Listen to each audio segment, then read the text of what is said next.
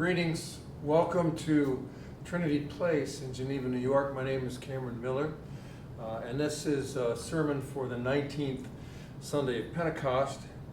And some of you have been around the Episcopal Church or this congregation or this online community long enough to remember that lament over the absence of the 1928 prayer book and the Elizabethan English with which it was written. Oh, the poetry and the beauty of it all! A sense of grief gushed. Some even had a sorrowful sadness about the missing Victorian language of those awful new hymns we have. This was, of course, quite a while ago. But I confess to kind of internally rolling my eyes whenever I heard those laments. And don't get me started on the King James Version of the Bible, because it's a horrible translation. You know, those horses are out of the barn, thank goodness. I have zero interest in rehabilitating 16th century British culture and religion. In fact, the further we can outrun that past, the better. The readings today conjure up a basic conflict between our British ancestors and the Bible that they corrupted. It is a conflict between a radical first century Palestinian peasant and a well-educated upper-class culture of Britain that had a lust for the appearance of order, as long as they were on top.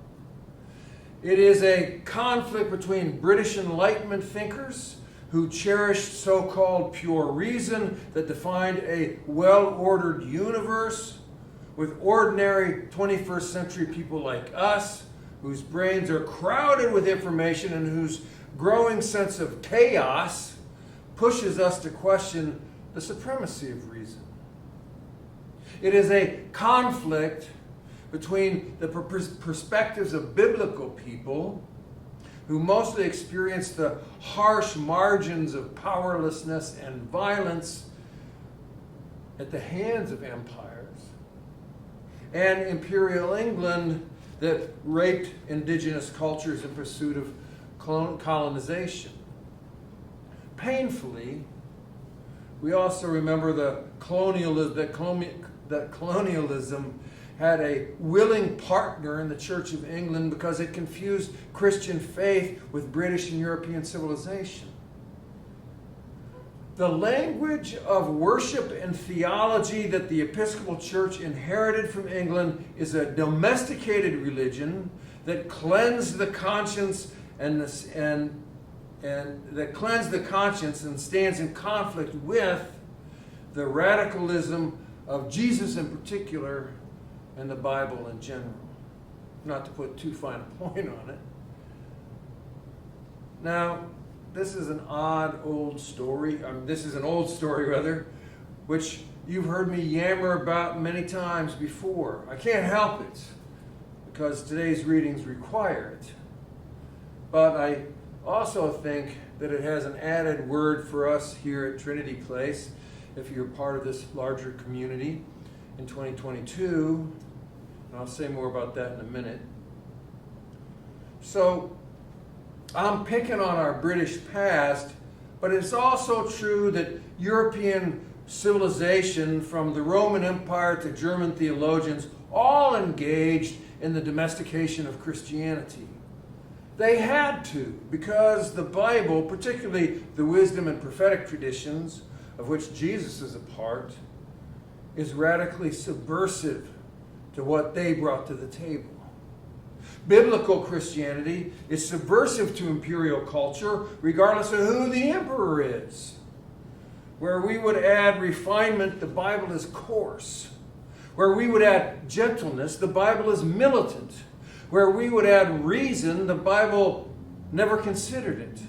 And where we would translate into proper English, the Bible speaks in vernacular. Enter Jacob and Jesus. Jesus, like the sages and the prophets before him, argued and wrestled with God, and in the process sometimes changed God's mind. Now, our Enlightenment ancestors, standing inside the windowless cube of reason, could not imagine a God who ever changed anything, especially God's own mind. Now, we've stopped mostly telling the most important stories in the Bible, except to very young children who, if it weren't for the fact that they were allowed to watch Halloween 1, 2, 3, 4, and 5, and now the last one, would be terrified by the God in those stories.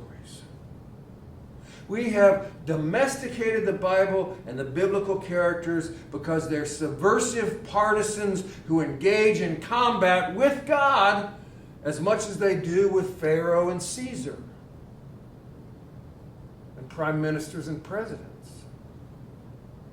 So we should know that, now this is important, we should know that God expects a good fight. Not a polite prayer with impeccable syntax that whimpers our neediness. God expects a fight from us. So we need to push back and not accept things as they are. God's perspective is just a whole lot more vast than ours, so that our little issues do not amount to so much as a pimple on God's galactic radar. That means we better be prepared to kick up some dust.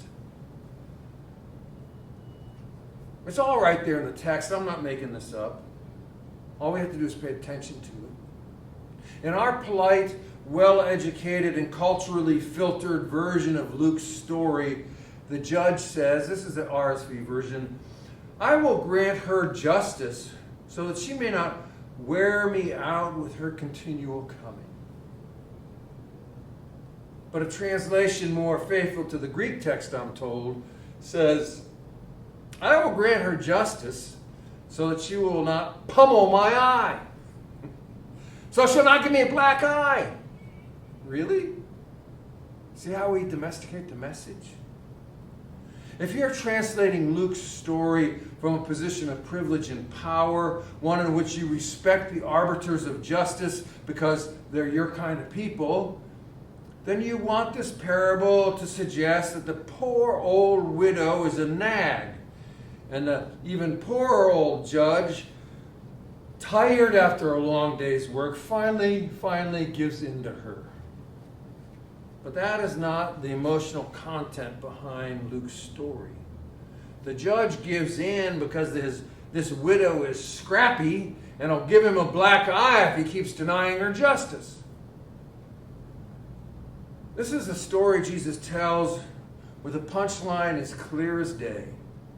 Our relationship with God and our spiritual practice is laden with conflict. We need to be tough, spiritually tough. We need to be like Jacob and wrestle with God and not let go without a blessing. As I said a few weeks ago, our very definition of faith is rooted in that Jacob story, emunah, to hold on to and not let go. Moses argues with God more than once, and more than once he changes God's capricious mind. The prophets insist that God live up to God's promises of justice and mercy, and they do it with some of the most passionate language in human history. Jesus scorns the frilly formal temple worship and the polite customs that the educated and privileged enjoyed. Instead, he insists upon a more earthly, a more passionate kind of prayer. Our worship and our prayer language needs to become wilder, not more refined, crazier and more passionate, not more formal and orderly. If prayer is only an act of last resort for us, then we need to find another way to pray. If we're afraid to put it all out there and insist on a little justice and mercy, then we need to find another way to pray. We need to look again at the Bible. We need to reject the domesticated version that upholds the pillars of polite society and public order. Tenacity and toughness and anger and passion and lament. These are the most active ingredients for our spiritual life, for our spiritual practice. Now, before I turn specifically to what this might say to us here at Trinity Place and the larger community of Trinity Place, I want to put a period on the end of this tough guy sentence from Jesus. And I'm really doing this because it's only once every 3 years that I get to drag out this one sentence from the Bible that nobody ever notices. It never comes up in our lectionary, but it is in the gospel immediately preceding today's story from Luke. And in that story, or in that, just before this Luke story we heard today, someone asked Jesus, "Hey Jesus, where will the reign of God arrive?" To which Jesus answers, "Where the corpse is, the vultures will gather." Where the corpse is, the vultures will gather. I bet that's not one of the most popular lines of evangelicals who learn to memorize in the whole Bible, nor does it ever appear in the chorus of a Victorian hymn. Where the corpse is, the vultures will gather. But it is an example of the extreme difference between the Jesus of the Gospels and the Jesus of polite religion. Now,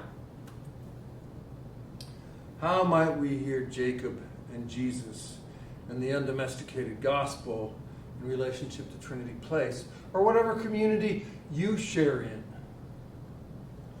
What I would say is that we need to stop thinking about church as the model for what we are. We've inherited a model from 19th and 20th centuries that is clearly dying. It's gasping for air, especially in this part of the country. Church, as we imagine it, is a corpse where the vultures are gathering. It isn't dead yet, but church, as it has existed, really is dying. What form it will take next is not clear, and we may be here a pioneer for that next thing. I mean, here at Trinity Place, we already made a radical break by giving up our building and believing that we could be church without owning property. But that was only one skin that we needed to shed. Now, I don't pretend to know what travels in the future and what gets left behind, but I am convinced that the form and the model we have known and that we haven't really let go of yet is one of those skins that we need to consider shedding. Well, that's a lot to digest, isn't it? A tougher relationship with God that includes conflict and an even more dramatic separation from our past with how we do and be church. But I know you didn't come here to be put to sleep.